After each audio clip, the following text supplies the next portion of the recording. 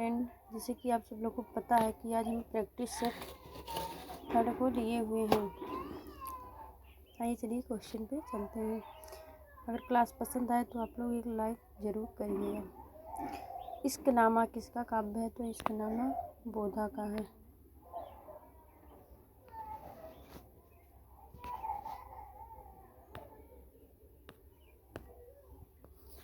प्रकाशन वर्ष के अनुसार सही अवरोही क्रम कौन सा है? तो संध्या गीत है, नीरजा, रसीम, निहार। पश्चिमी हिंदी की उत्पत्ति किस अपभ्रंश से हुई है? पश्चिमी हिंदी की उत्पत्ति किस अपभ्रंश से हुई है? तो पश्चिमी हिंदी की उत्पत्ति शौरसेनी अपभ्रंश से हुई है।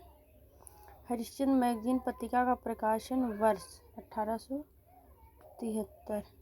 ये भारतेंद्र जी द्वारा प्रकाशन हुआ है इसका। कनक कनक ते सौ गुनिया माँ दक्ता दिखाए, उही खाए बौरा जग इह पाए बौरा। यह किस रूप का अलंकार है? तो यह यमक है। ये तो बहुत ही पुराना है। कनक कनक ते सौ गुनिया माँ दत्ता दिखाए, बहुत ही पुराना ही दोहा है। कौन सी भाषा मध्यकालीन आर्य भाषा नहीं है? तो संस्कृत भाषा मध्यकालीन आर्य भाषा नहीं है। और हमारा एक पाली है, प्राकृत है, अपभ्रंश है, ये सब मध्यकालीन आर्य भाषा है।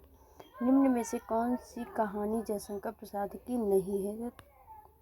तावान कहानी जयशंकर प्रसाद की नहीं है। आकाशदीप है, प्रतिध्वनि है, इंद्रजाल है। 78 क्वेश्चन। निम्न कहानीकारों में किसकी कुछ कहानियाँ इंस्टॉलमेंट में संग्रहित है? तो भगवती चरण वर्मा के। निम्न कहानीकारों में किसकी कुछ कहानियाँ इंस्टॉलमेंट में संग्रहित है? तो भगवती चरण वर्मा का। भगवती चरण वर्मा जी का जन्म कब हुआ था? तो इनका जन्म 1903 में। पश्चिमी हिंदी उपभाषा वर्ग में नहीं है। पश्चिमी हिंदी उपभाषा वर्ग में कौन सी नहीं है? तो बघेली है। ये पूर्वी हिंदी के अंतर्गत आती है। अवधी, बघेली, छत्तीसगढ़ी। पश्चिमी हिंदी के अंतर्गत कौरवी, कन्नौजी, बुंदेली, ये सब बोलियाँ आती हैं। देवकी नंदन खत्री का उपन्यास अनूठी बेगम कब प्रकाशित हुआ था? अनूठी बेगम देवकी नंदन खत्री का उपन्यास, इसका प्रकाशन वर्ष 1903 है। 2 है। 1903 में सरस्वती पत्रिका के संपादक कौन नियुक्त हुए? महावीर प्रसाद द्विवेदी, ये फेमस है।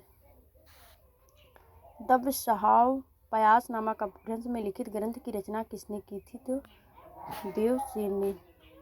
निम्न में से कौन सी प्रवृत्ति संत काव्य की नहीं है? तो वर्ण व्यवस्था समर्थन नहीं है। रहस्यवाद के व्यक्त, बाह्य आडंबरों का खंडन, गुरु की महत्ता का वर्णन है, संत काव्य की प्रवृत्ति है। भाषा और समाज ग्रंथ के लेखक रामविलास शर्मा हैं। भाट भाषा किसे कहते हैं? तो डिंगल भाषा को जो है भाट भाषा कहा जाता है। खड़ी बोली में लिखा गया प्रथम महाकाव्य प्रिय प्रवास, जिसका प्रकाशन वर्ष 1914 किसके द्वारा लिखा है? प्रेमचंद जी का, हरिऔध जी का है। हरिऔध, अयोध्या सिंह उपाध्याय हरिऔध का। हरिऔध जी का जन्म हुआ था, कब हुआ था? 1865 में। संदेश रासक किस प्रकार का काव्य है? तो खंड काव्य है। अब्दुल रहमान का है संदेश रासक, खंड काव्य है। हिंदी साहित्य का उत्तर मध्यकाल को रीतिकाल किस विद्वान ने कहा था? तो आचार्य रामचंद्र शुक्ल ने हिंदी साहित्य के रीतिकाल को उत्तर मध्यकाल कहा है। और भक्ति काल को क्या कहा है? पूर्व मध्यकाल कहा है।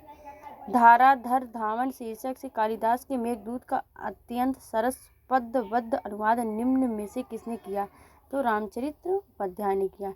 साहित्य लहरी के रचनाकार तो आचार्य सूरदास जी हैं। इनमें से कौन धर्म की भाषा है? पाली। निम्न में से विष्णु संप्रदाय को किस संज्ञा से अभिहित किया जाता है? तो रुद्र संप्रदाय को। निम्न में से कौन सा नाटक मोहन राकेश का है? तो लहरों का राजहंस मोहन राकेश का नाटक है। साहित्य में प्रयुक्त भाषा के आधार पर नामवर सिंह ने अपभ्रंश के कितने भेद किए हैं? तो अपभ्रंश के 2 भेद किए हैं नामवर सिंह ने।